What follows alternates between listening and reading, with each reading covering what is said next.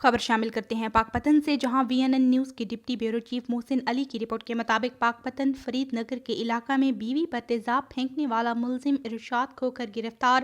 Farid Nagar police نے فرار ہونے والے ملزم کو جدید ٹیکنالوجی کی مدد سے گرفتار کیا۔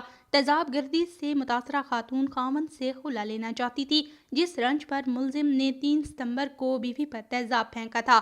تھانہ فرید نگر پولیس نے تیزاب گردی سے متاثرہ خاتون کے بھائی کی مدعیت میں مقدمہ درج کر رکھا تھا۔ DPO پاک پتن طارق ولایت نے تیزاب گردی کے واقعے کا نوٹس لیتے ہوئے ملزم کی گرفتاری کے لیے اسپیشل ٹیم تشکیل دی تھی۔ SP انویسٹیگیشن پاک پتن کی سربراہی میں اسپیشل ٹیم نے 10 دن کے اندر فرار ہونے والے ملزم کو گرفتار کر لیا۔ پولیس مرکزی ملزم ارشاد کے بھائی رمضان اور بہنوئی کاشف ادریس کو بھی سہولت کاری کے الزام میں گرفتار کر چکی ہے۔ پولیس کی جانب سے گرفتار ہونے والے مرکزی ملزم ارشاد سے تفتیش جاری۔ DPO پاک پتن کا کہنا تھا کہ خواتین کے خلاف ہونے والے جرائم میں ملوث ملزمان کسی رعایت کے مستحق نہیں۔